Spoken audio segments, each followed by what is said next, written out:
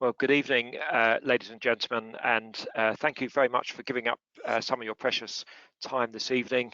I'd like to welcome you on behalf of the Royal College of Surgeons of England to this festive webinar about learning threat and error management from Santa and the team. My name is Peter Brennan. I'm a council member of the college. It's been a challenging year, hasn't it? Really, with various issues going on and heating prices spiraling and what have you. But we hope that this little interlude will bring a bit of festive cheer, as well as introducing this interesting concept of threat and error management, which we use in our day-to-day practice. So I'd like to introduce the team to you, and I'm just going to go across from the top of my screen, so perhaps you could come in one by one and just say hello. We've got John Hardy. Yeah, hello, I'm an orthopaedic registrar. I've been heavily involved with the college as well with the human factors work, and co-lead for a lot of the work in the college. Thanks very much, John. Sue Deakin. Hi, I'm Sue. I'm an orthopaedic surgeon consultant in Suffolk, and I'm also a trustee of the Clinical Human Factors Group. Yeah, thanks very much, Sue. And we all need to behave because we have Colin Melville next. Colin, do you want to come in? Thanks. Yeah, thank you, Peter. I don't know quite why it has to be that everyone behaves, but it's great to be here. My name's Colin Melville.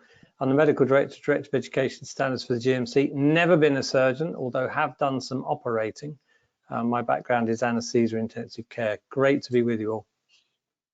Yeah, thanks very much, Colin, for coming. Really, really appreciate it. Karen. Hello, everyone. My name is Karen Cho. My pronouns are she and they, and I'm the Bota Vice President of this year. And I also sit as Vice Chair for PRISM, which is the Pride in Surgery Forum of the RCS College. And I'm looking forward to sharing what we can learn from Santa today in the surgical environment. Thanks very much, Karen. And finally, last but not least, Ellie. Hi, I'm Ellie. I'm a third-year medical student at Bristol. I'm really interested in sort of human factors, global health, surgery, and I'm integrating in global health next year, which I'm very excited for. Excellent. So, so thanks very much. Can we have the next slide then, please? And yeah, so as I say, last year the president, Neil Mortensen, hosts it. Unfortunately, he can't be with us this evening, so I've been asked to host this on behalf of the college. Thanks very much. Next slide then, please, and the next one again. Thanks. And the next one again, that's the welcome. In fact, just before we do go any further, can you go back one slide, please, with the college? Can I just pay special tribute to Dame Claire Marks, who was president, the first female president of the British Orthopaedic Association back in about 2009, and the first female president of the Royal College of Surgeons of England from 2014 to 17. Sadly died at the end of last month, and our thoughts and prayers are with her family. She was also the chair of the General Medical Council. Colin, I don't know if you'd like to say a couple of words, and then we'll get on with the webinar. Thank you. Yeah, I think there was a couple of things that I'd just like to highlight. Claire was absolutely passionate about patient safety and human factors, so I think it's entirely appropriate that we just acknowledge her. And actually, having been into the building since it's been, well, it hasn't been defaced, has it? The face is still there, but the heart has been changed. But actually, Claire was instrumental in quite a lot of the plans for the changes of that. But I think she'll be probably more recently remembered as the outgoing chair of the GMC, where she worked really hard to instill within all of us the need for greater sense of compassion and kindness. And it's that, I think, that we should remember her for. So thank you so much, Claire, for all that you did for us.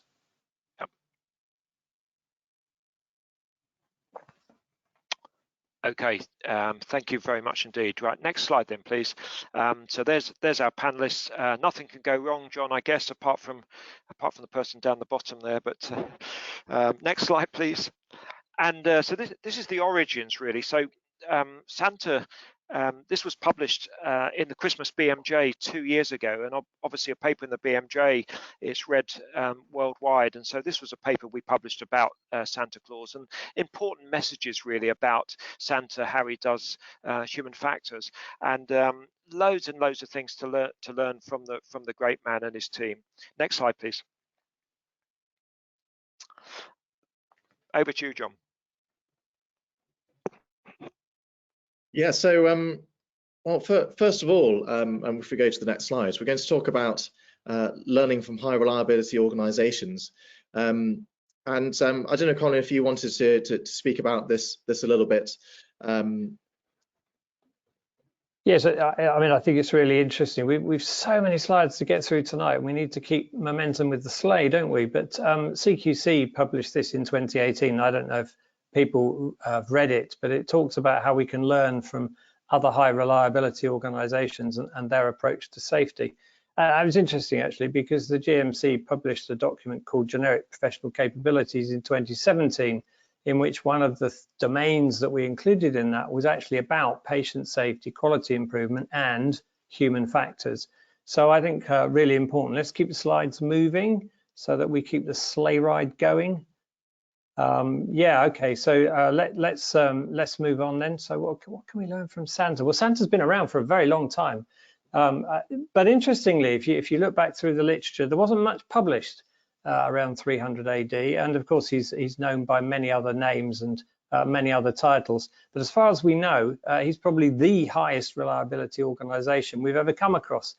A massive workload. If you think the population of the world at the moment is well over 8 billion, and he manages to get around everyone seemingly without missing anyone or making a mistake. So what an awesome reputation. Let's keep going. Ah, yes, but then there are some problems, aren't there? And as anyone knows from the Christmas cards that you see, even Santa does occasionally have some errors, and we're all fallible. Actually, that's a good point. Have you made any mistakes today? Because typically we make between 5 and 7 mistakes a day. That might be something simple like not turning off the light, but maybe you didn't lock the front door, or you didn't lock the car when you got out. All of these things can happen. We're all prone to error, and we're all fallible. Next slide. So there's a lot about just culture, and I think interestingly, if we think back to what happened in the mid-staffs inquiry, the early report from Francis was a lot about more regulation and, if you like, more accountability, but what that meant was more blame. And then Don Berwick came along with his three eras and said, hang on a minute, what we need to do is to learn why and look at why rather than who. And isn't that a really important message for us all? And that is really how we should look at how we learn from things. So this is about Lapland Just Culture, learning about why it happens, not who was to blame. Next slide. So I'm going to pass on now. I don't know who's talking to this, actually. This is really quite important. This is me. So an example of a Christmas Never event, for those of you who might have attended last year, you'll remember that our host had his own Christmas Never event where there was a retained mince pie, so just like in surgery with maybe like a retained swab. And according to the Lapland Just Culture, we should be asking why this happened as opposed to blaming him for the problem. And so we've spent the past year sort of analysing what happened with the Christmas Accident Investigation Branch, and found out that the reason was he got distracted, took a phone call, and forgot to grease the last section of the tin. And it's so important to recognise that it was because of the distraction, because he was trying to multitask, that caused this problem, as opposed to just blaming him for what went wrong. And that's really important, isn't it, Ellie? Because actually we talk about multitasking, but what the hell is it? You can't multitask. You can task switch, and that was his problem. He switched tasks and forgot to switch back, so he ended up with a retained mince pie. What a mess. So moving on to the main substance tonight of the talk, we're going to introduce threat and error management. So what is it? Well, the interesting thing is this hasn't come about from a randomized controlled trial, but this is something that over many years in many high reliability organizations, including Santa and his team, of course, that first of all, you have to accept that errors happen, and initially a lot of human factors said, well, one person has made an error, so now how do we deal with that? And then it was expanded a bit, and there was a realization that there are lots of other things. There are threats and things that can increase the likelihood of us committing an error. And we know that just one error doesn't necessarily mean that you will have an adverse outcome or an adverse incident. But actually, all of those things can just reduce your safety margins. So there are all sorts of different things that we can do to manage our errors. So let's go to the next slide. So here we go. So this is what we want. We want to have a safe Santa present delivery. So this is Santa's model.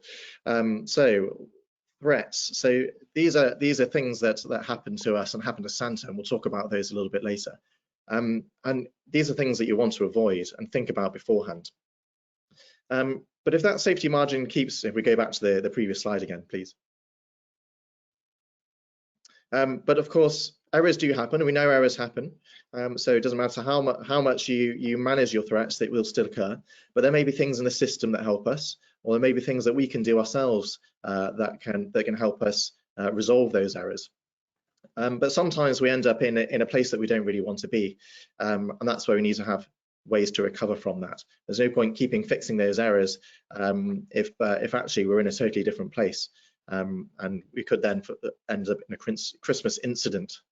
So let's talk about a Christmas incident. Of course, it's never happened because we know that Santa has never had a never event. But this is how he prevents having a Christmas never event. So next slide, please. Wrong site stocking delivery. What an absolute disaster. We definitely, yeah, the disappointment on Christmas morning. Can you believe it? So this is how Santa stops this happening. So let's go to the next slide. So let's talk about threats. Snowstorms, we know, especially this time of year. I mean, we've all just been experiencing that the past few days. As we know, our headlights aren't probably good enough. But however, Rudolph, he has his red nose, and as we know that Santa went to put Rudolph at the front of his sleigh, and all the other reindeer loved him for that. So that's definitely a way of managing those threats. But we know that things can still go wrong. I mean, the wrong-way reindeer still happens. Fortunately, there is a whole network of systems to pick these errors up. Elf traffic control, which I'm sure you've all heard of.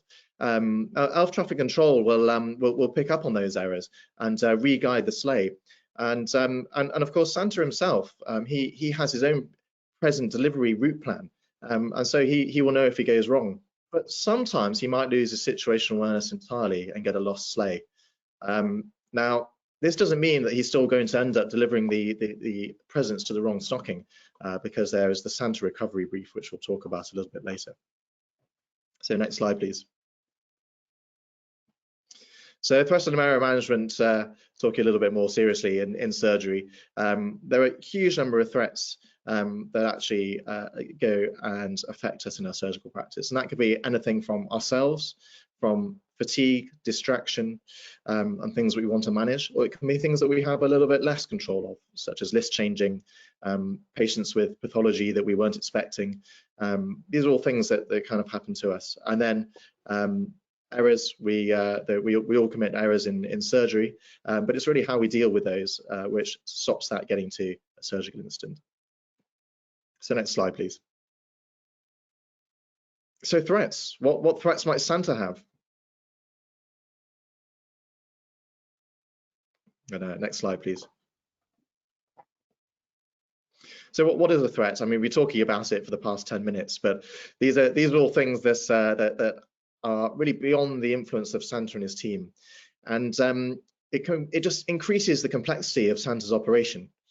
And so therefore him and his team has to manage it to keep those safety margins, because it's not, of course, the main thing about human factors is it's not a linear thing.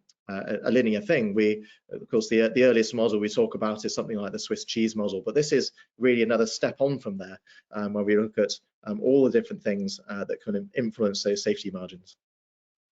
So next slide. So there might be threats we expect. See, Santa, I'm sure, checked the weather forecast in the morning, got his Met Office brief, and you know, if there's a weather warning out, then it's time to go and put Rudolph at the front of the sleigh and polish that nose.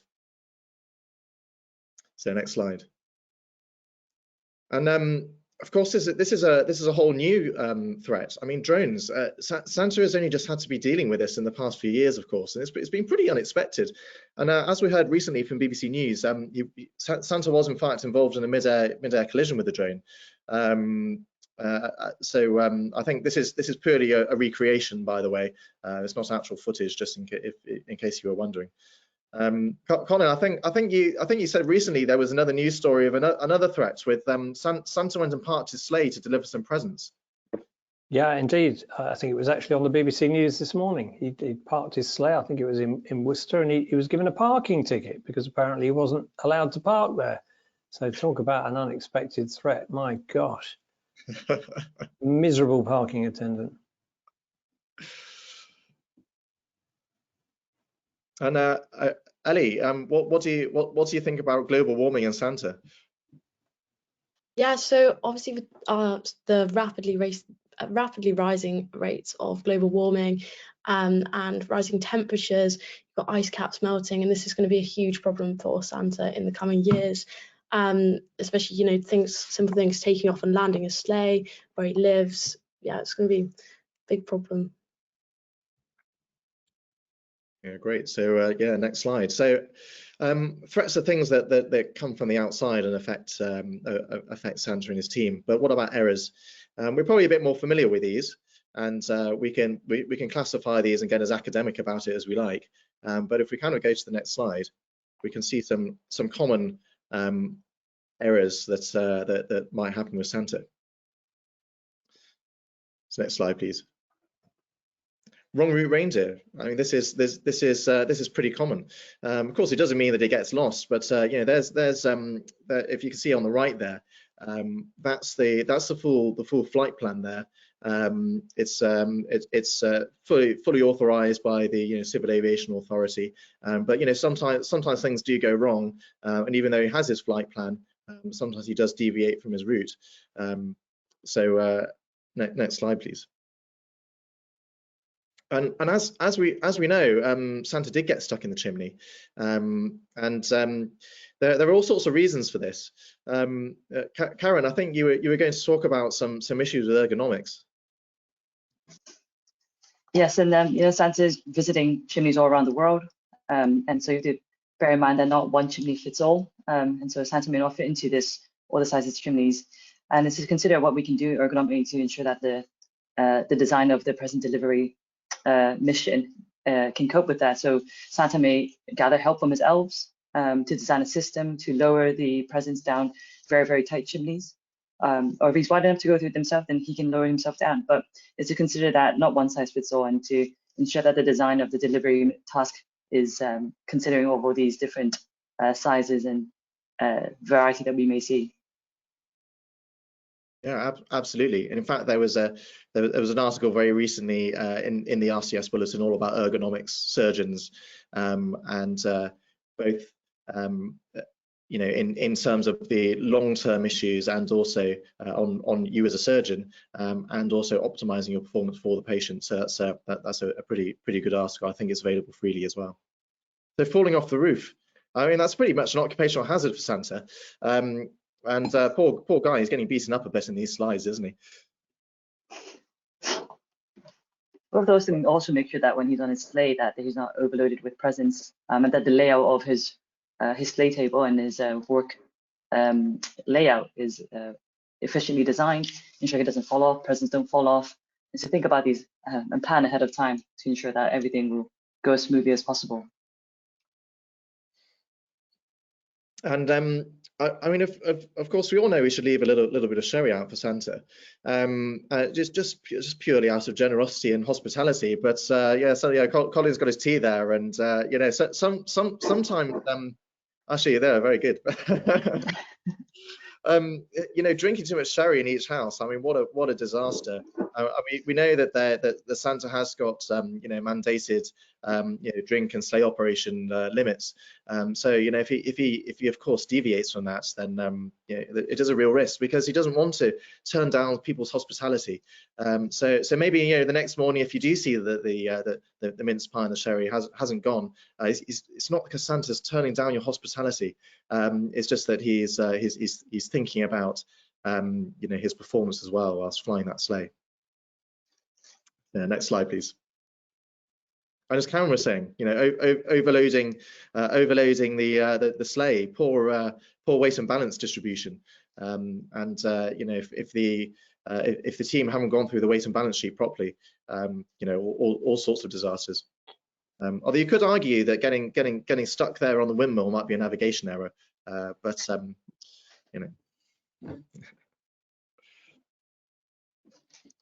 So we can talk about identifying threats and errors. It's very important to identify it, but it's actually, as we said all the way along, it's what you do about it which is important.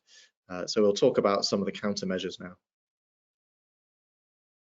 And as you can see here, these could be things that the system will pick up, or these can be strategies that you as a surgeon or your team might implement.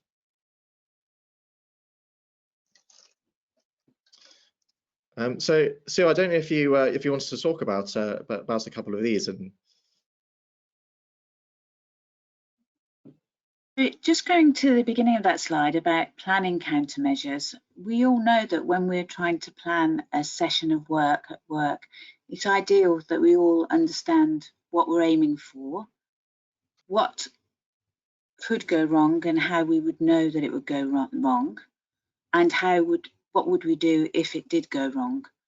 So having a plan A or a plan B, anticipating expected threats, for instance, what if people come in late because it's snowing and they're stuck in the car, how are we going to cope? So, and the team brief is really important to make sure that everybody's mental model of what might happen is the same.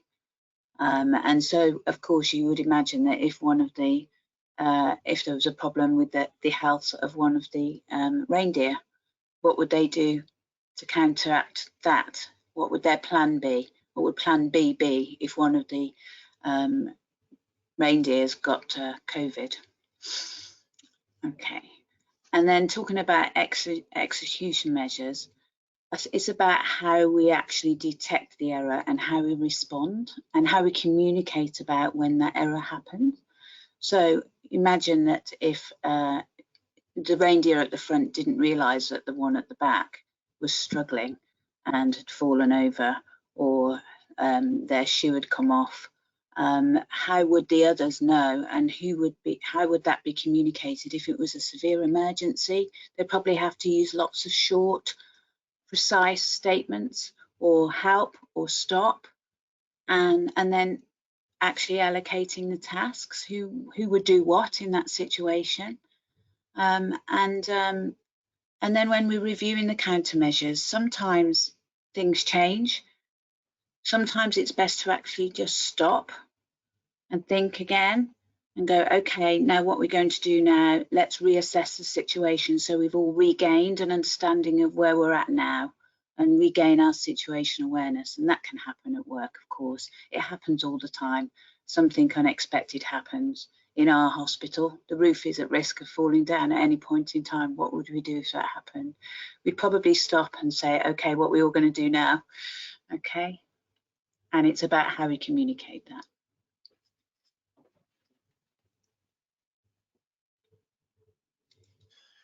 And here are two questions, two quite simple questions that can be quite helpful at the team brief. So first of all, identify some threats. And of course, anyone from the team can bring up this question in the team brief, and anyone can chip in, and that's the point of this. So of course, Santa's brief is what before they set off is what might affect us today in terms of our presence, our sleigh, our journey, reindeer, weather, and what can we do about it? And actually, this is really important because one of the reindeer may have noticed a threat that Santa didn't notice. So good communication with his reindeer and with his elves is absolutely vital. And And it is quite useful, and we'll go on to categorize this a little bit. It's quite useful to think specifically in theatre, for example, about the patient, the procedure, and any other people or equipment that we might want to use during the procedure. So that's maybe a nice way to categorize that when you're thinking about it. And that's a 30-second question, John, and it could make the difference. John, Colin's just sent me a message. If you just go back one slide, Colin, we've made an error there actually with a word. So we've put effect. Colin, yeah, do you want to? I know these are really small things, aren't they? It just shows you how easy it is when you're rushing through, that you can get a spelling mistake. Imagine if you did that with a surgical note and a critical. Well, supposing you wrote right instead of left, or left instead of right. So really important to keep close tabs by what might affect us today in terms of presence and slay and journey. I'm sure Santa understood what was meant anyway. It's really interesting because I didn't notice that, but Colin did. And I'm glad that he told us, because otherwise we'd all be really upset that somebody spelled something wrong today on a slide. Or worse, that someone spots something and doesn't feel able to speak up about it. That's really important, isn't it? Great that you felt able to speak up about it, yeah, and to let everyone else know. And just going back one slide again. And the second question, so that's the things that might affect us and the threats. The second question, which is on the previous slide, is about errors, and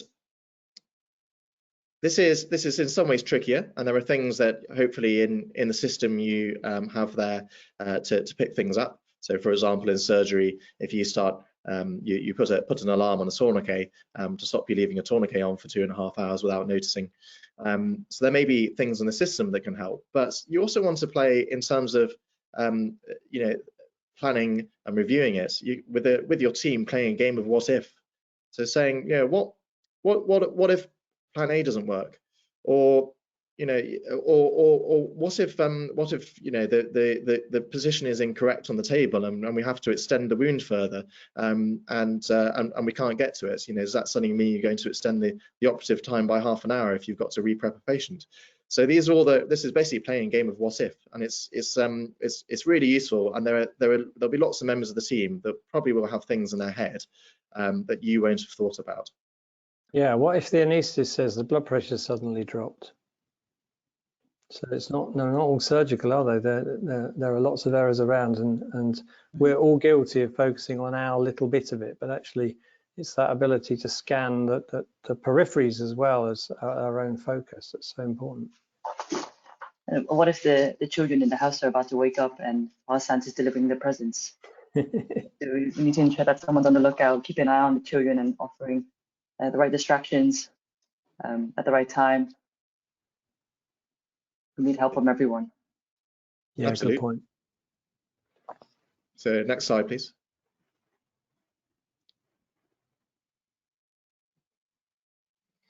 And this is also all about situational awareness. So thinking about the what ifs means that the whole team will be more aware and will be thinking about this actively throughout the procedure, rather than kind of just sitting there and letting things happen. Actually, everybody in that room might notice something that can help us as a team.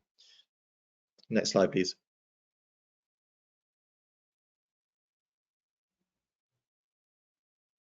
And Karen, I don't know if you want to say something about this.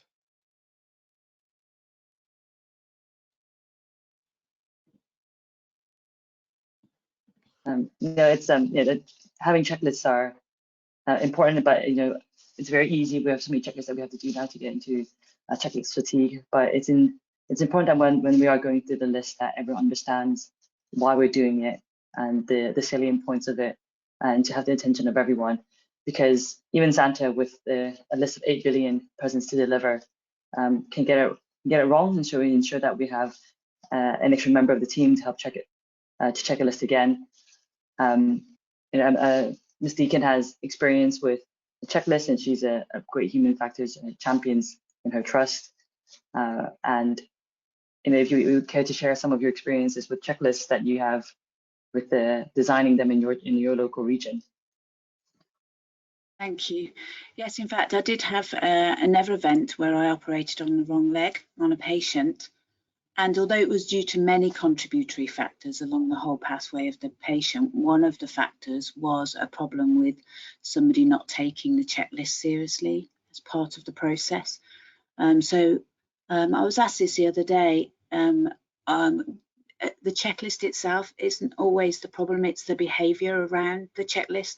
And I'd like to think it would be making sure you check the list as if that present was for your own child, or that patient on the table is your own child, or your own mother, or your own sister. And what would you think if somebody hadn't taken the checklist seriously? People get a little bit checklist fatigue. So it's important the checklist is designed so it asks the important questions. But trust me, you do not want to be somebody who ends up operating on the wrong part of the body of a patient because somebody was bored while the checklist was happening and thought that it wasn't needed to be done. Promise me you don't want to be in my shoes. It's not nice. So imagine that patient is your mum or your child. Yeah, I think that's a really... From my previous experiences, it says when the checklist is happening, there's a lot of commotion going on, and the scrub team are looking after, they're trying to check the kit, someone's scrubbing, the anaesthetist is doing something else, and trying to gather the attention of everyone can be quite difficult because everyone's under pressure. We want to get the operating list going. And so what ways have you found to be able to, gather everyone's attention together to ensure that we do this right the first time? So you can imagine I was very, very hypervigilant for a while, and I think it's easy to say everybody be quiet and then everybody gets a bit grumpy. What I've learned to do is actually just go quiet myself and refuse to start it until everybody's stopped what they're doing. Ask whether they're ready, let me know when you're ready, and then we'll start the checklist. And actually doing it quietly seems to work better. Just don't allow the checklist to start until everybody is quiet, and then everybody looks around and say, why has it gone quiet? And then they seem to be able to focus. It's very easy to be putting the prep and drape up and the tubing up and thinking that you can multitask while the checklist is happening, but actually it's not worth it. Yeah, exactly that. And just before we move on from this, as you said, Sue, checklist design is really important as well, to make sure that there's a difference between a standard operating procedure, which maybe has all the different things that need to be done and tasks and often checkboxes on it. And that's a very different thing than a checklist, which are critical actions that must happen before you move on with what you're doing. So that's something we could talk about, and we've written on quite a lot. We can see also here that maybe Coutts et al. In 1934 in their famous paper, which of course became a song, Santa Claus is Coming to Town. The checklist design wasn't quite so good in those days, so Santa Claus had to make a list and check it twice. So maybe he could have worked on his checklist design as well. But next slide, please. And as we just said, very important to engage with those briefings if it's your own presence or your own life that depends on it. And going back a little bit to situational awareness.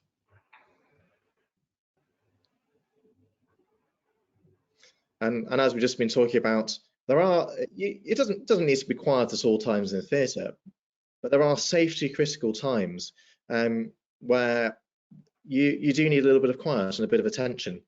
And certainly here, take off, and any time Santa is below 10,000 feet, and it's extremely important that Santa and the reindeer are able to listen to each other and work together. I mean, when they're over 10,000 feet or in the cruise, then it's all a bit different. They can have a laugh and joke, and but you need to, you've got to keep morale up. It's a long 24 hours for Santa and the team.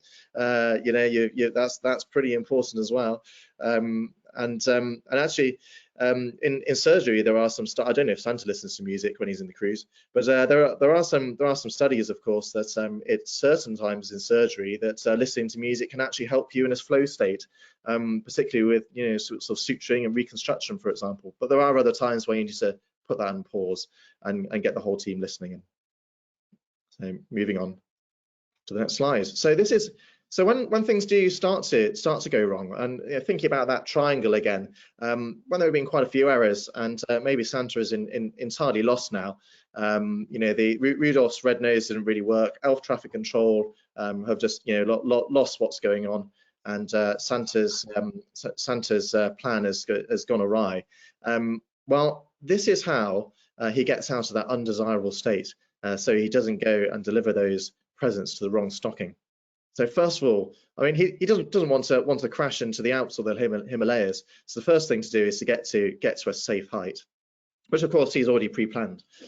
And then here are 3 questions to ask the team. So path. So where are they?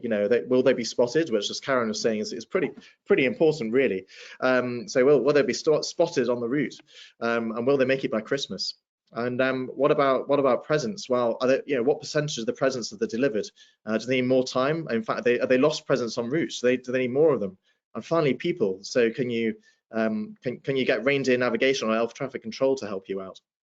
And of course, we've learned from Santa for surgery, and we've in fact published on it. And that's the next slide.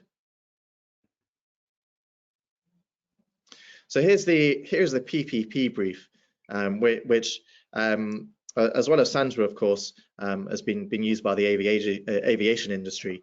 This doesn't just kind of happen once. This happens quite a lot throughout the flight. But what happens in surgery if you feel like maybe a few errors have been made, things aren't quite where you thought they should be? Well, the first thing to do is to achieve a place of safety. Now, depending on your specialty, there are all sorts of different ways to do that. But commonly, if you've got a big bleeding wound, or you're not quite sure where you are, it's time to pack that and to make things safe. If you've got damaged structures, nerves, vessels, something you don't really want to lose, then getting some coloured sutures and tagging those, certainly in orthopedics, that's what our specialty society says that we should be doing. We shouldn't be rushing into sort of kind of fixing things or worrying about it at that stage. Just getting to a safe place, tagging things so we know where they are for the future, and just saying, right, patient, procedure, people. So what can we do? Patient. So are there any anaesthetic concerns? This is what you were alluding to earlier, Colin. Actually, we can get we can end up just in our own little world, and that's why we've got this on that brief. Is there more blood loss? Is there anything that is there something we need to do on that front? And what's the actual outcome required now? Could we stop? Is this a procedure that we could in fact pause? And if we want to do anything else, have we consented the patient for it? And that's something we should definitely be considering. We can maybe very quickly jump to our plan CLD that we maybe didn't fully talk to the patient about, and actually do something that's not on a consent form. Of course, in an emergency situation, that's different. But on the whole, that's something we need to consider. And so that leads us into the procedure. How much more time will be required if we're changing what we're doing? What are we going to need some equipment that we have or we don't have? And finally, getting people. So there are loads of members of the scrub team who have probably seen these things happen a million times, and maybe you haven't. So that can be extremely helpful. Do you need to phone a friend? Do actually you don't really quite know what's going on with some kit and need an industry rep to help? And the other thing, thinking a little bit outside of theatre. So what about the informing recovery? What about informing the ward that patients might be cancelled, or actually there's a patient that's coming to recovery that might have slightly higher demand, and we need to get that staffing and skill set in place before that patient comes out of theatre. So this is a really useful little brief. Number one, getting to a place of safety, just going and overcoming that tunnel vision and that fight or flight or limbic hijacking reaction, and just stopping and speaking to the whole team. And we published on that down there at the bottom. And Peter, maybe you want to chip in for this bit as we draw this to a close. Yeah, I think lots and lots of lessons to learn, really. And Sue, you mentioned about checklist engagement, and as if your own life or limb depends on it. I think that's really, really critical. And and I personally think checklists should be really short, to be honest. So the shorter the better, rather than, there was a ship in the Solent. There were 226 ticks, and they were all identical. And the ship, it was a container ship, capsized in 2015, and and it was all the ticks were identical because the loadmaster didn't engage with that as if his own car or JCB truck or whatever it was on that container ship. So really important. And just thinking about the team, and have you asked your team how they think? You know, what do you think about my performance? What do you think about my style and things? Have you ever asked them? Really important. I think we'll come to that in a minute. When we open up questions, and planning regular breaks, you know, and we published on this, John, haven't we, quite extensively. Would you drive for 6 or 7 hours non-stop?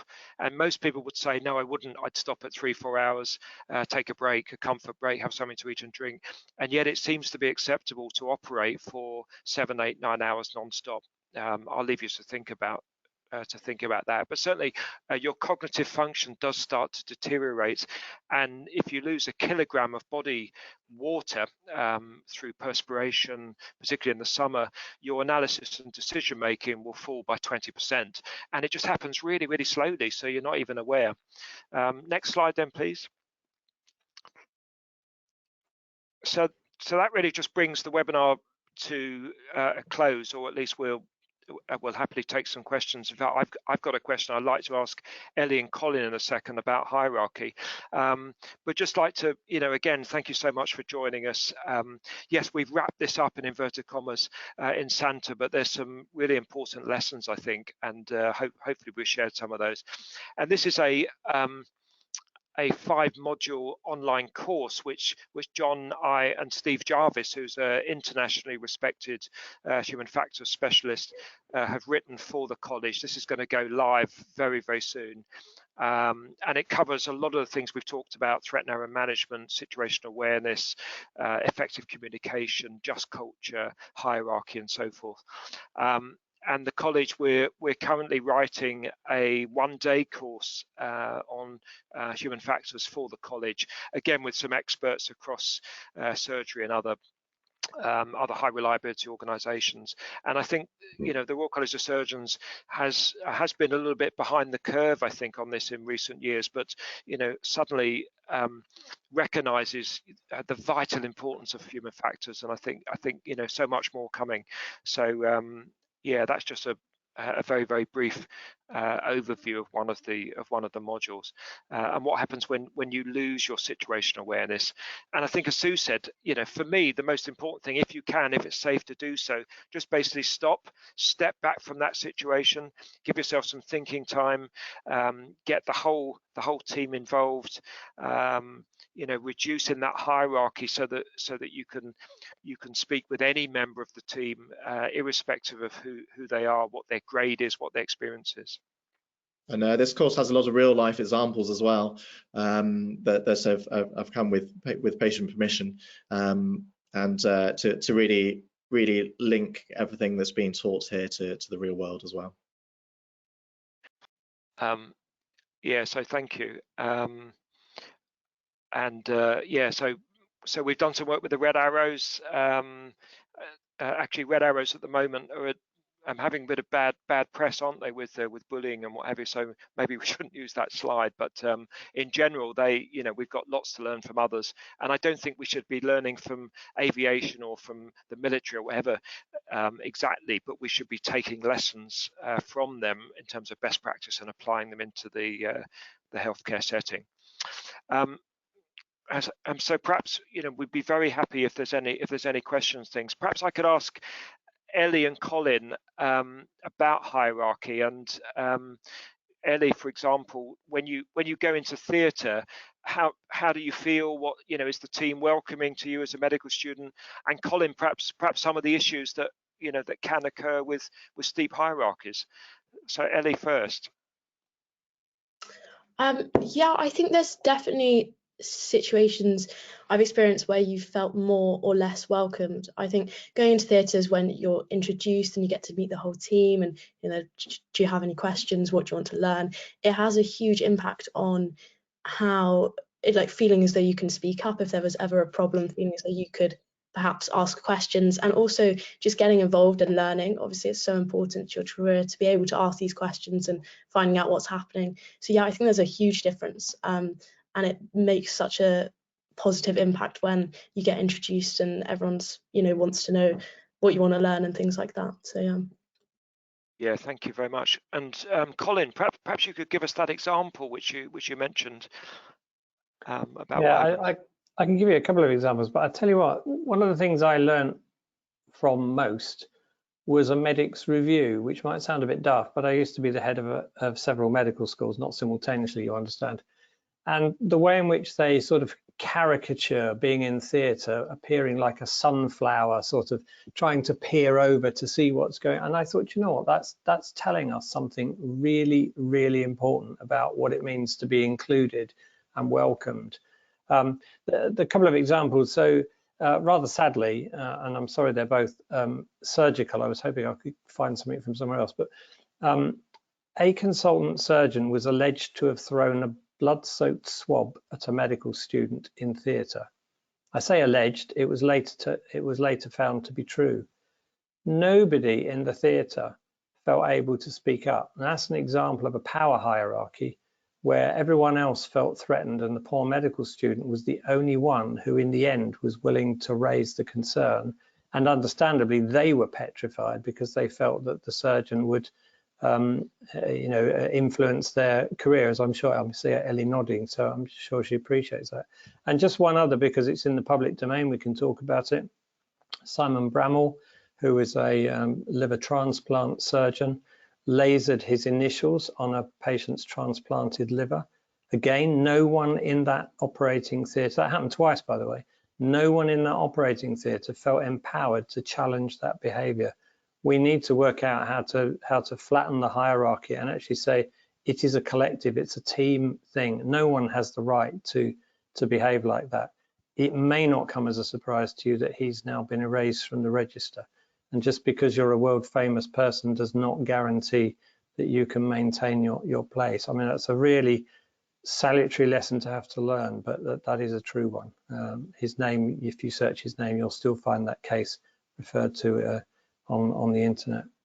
So yeah, hierarchy is really important. Flattening hierarchy and making everyone welcome. You'll notice we've all got just first names. We did that deliberately just to say we are all just individual people. We're all humans. I've been in the past I've said I'm just a bloke doing a job.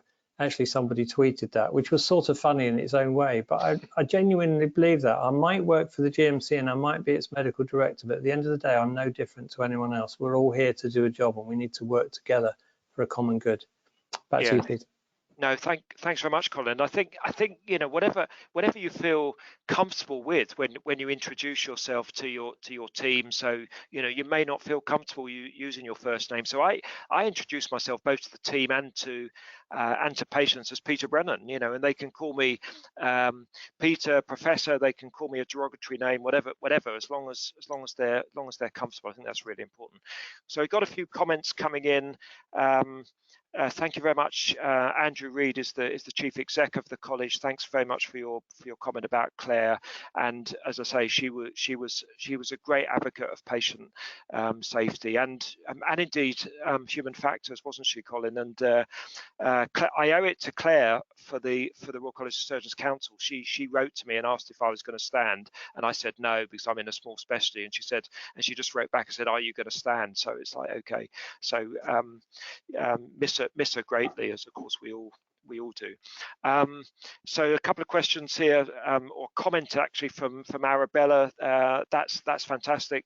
Reindeer at this time of year that have got antlers are usually female. Absolutely correct. And so you know, so we use Rudolph, and actually that's incorrect, really, isn't it? Really, and so yeah, thanks for that. Arabella, very good comment. And a question from Philip Bonner. This is a good one, panel. Actually, I don't know if you'd like to comment on this. What is Santa's plan if Rudolph gets sick and so he loses the red nose, redundancy, single point of failure? How would you manage that team? That's a good one. Thanks, Philip, for that. That's a tricky one, isn't it? If there's only one red-nosed reindeer and you're relying on that red nose to guide your way through the snow, what is the alternative? Do we cancel Christmas? Do we not deliver any presents? do we find an alternative solution? Do we find another red-nosed reindeer?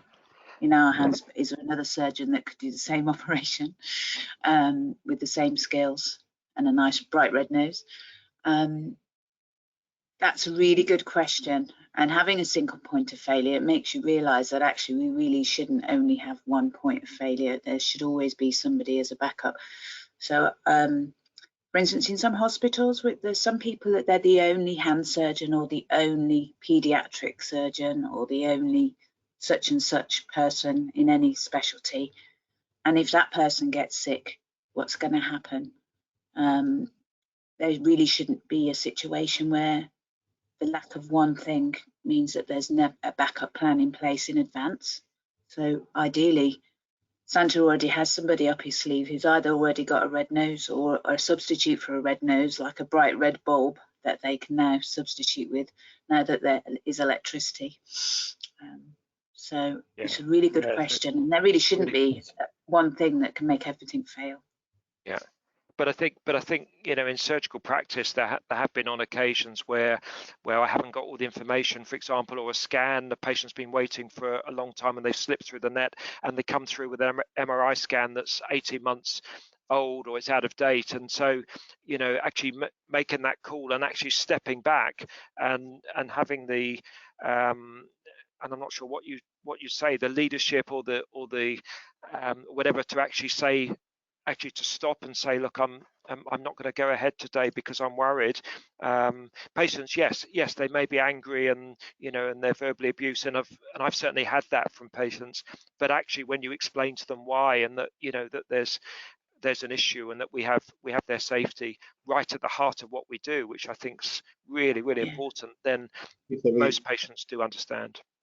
We actually wrote a paper on this, of course, just to we did, which is about a sort of limitations checklist for a common procedure that you might do. And it's just something for you to put together yourself and think about something in advance. So when you have those pressures to make you want to do that procedure, you can say, well, actually, I've already said that I won't do it if these things aren't done, like the scan, for example. We do the same internally, actually, within the GMC, believe it or not. We might have processes that have potential single points of failure, and it's a good question for all of us to take away, actually. Where are the single points of failure and what are your mitigations? Because Sod's law or Sanders law says it will happen, and it's when it happens you need to know what the plan is. And I think Peter's point about actually being open and honest with the patient, saying, actually, this is not a risk that's right to take. Apologize for the upset and that it's going to cause, but this is important that we do this right. I think that's really important. Yeah, thanks very much, Colin. So hearing that from you is reassuring. You know, fantastic. A comment about the online course. I mean, as I understand from the college, there's some hosting issues at the moment on the platform, and so I think it's ready to go out, John, wasn't it? Over the summer, by the time we finished, and it was validated and what have you.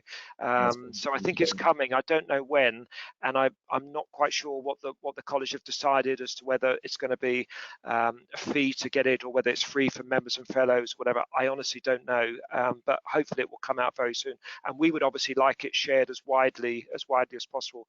It's a fairly simple introduction to human factors more than anything, and I think, you know, the more I study human factors, the more I don't understand. It just gets more and more complicated. So I think probably so we've got a couple of minutes before the time's out. Psychological safety is so important, and how can we be better at it? That's a very good question. Thank you for that. Team, what do you think? Psychological safety.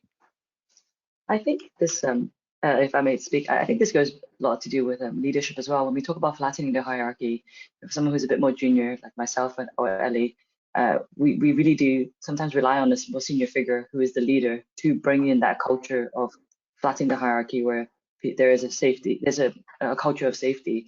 Because as a junior member of the team, you wouldn't be able to speak up. You don't feel like you could. But if the main consultant has introduced you and given everyone not the permission, but let everyone know that it is an open, safe space, I think that can go really far and go a really long way. Because as junior members of the team, it's existing in or the hierarchies that are in surgical environments, it's really hard to be the first person to break that down. So I think leading by example is a really big factor for practicing hierarchy, but also creating psychological safety. Yeah, I think that's so important, Karen. And I would add that actually, in a way, the more senior you are, the harder it is to show the leadership. So I can say to you, look, I'm just an ordinary person. I'm quite approachable. I think I am quite approachable, but that won't help people who are very junior. I remember when I was a PRHO, so that dates me, doesn't it? PRHO, SHO, and thinking about consultants and this kind of awesomeness. So I think we have to work really hard as senior colleagues to actually really make that feel for you that you can. It's no good me saying it's okay. We have to work much harder at that, I think, to make it work in reality. And I think, Ellie, particularly, you know, we need to integrate human factors at a very early stage, don't we, at medical school, and really important. Yeah, Yeah, definitely. Sorry. No, Ellie. you. Carry on. You were just asked a question. I'm so sorry I interrupted you. No, I was just going to say, I remember even in the interviews we had a couple of questions on teamwork and like taking breaks, work-life balance. So I think it is definitely being integrated like from very early stage. But I think definitely always more can be done, and yeah, it's so important to learn about it at such a young age as well. Oh, that's brilliant. So we're just on the dot at 7 o'clock. So I'm going to draw this to a close. And I mean, there's just an urgent message come in, Peter. I just had from Central Control.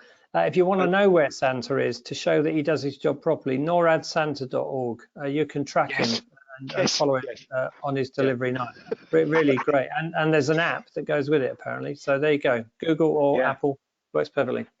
No, brilliant. Thanks very much, Colin. And bear in mind that Santa, when he's over the oceans and things, and he's not delivering, he factors in those breaks that we talked about, didn't he? And probably gets some sleep and, you know, a bit of hydration and nutrition as well. So really important.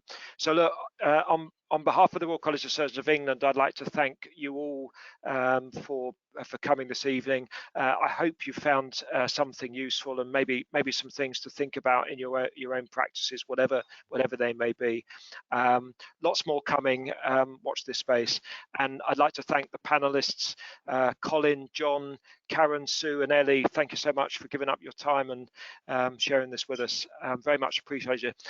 And to the back team, so Mika, Jane Roberts, Eduardo, all of the team, very, very much appreciated. You know, they're the unsung heroes, and we hugely value. Thank you so much for putting this together and allowing it to happen. So on behalf of us, Team Santa, we'd like to wish you a very pleasant evening, and I hope you have a very, very happy Christmas and a peaceful and restful time, and all the best for a safer 2023. Thank you so much again for joining us. Thanks all. Thanks for joining us. Merry Christmas. Thank you. Merry Christmas.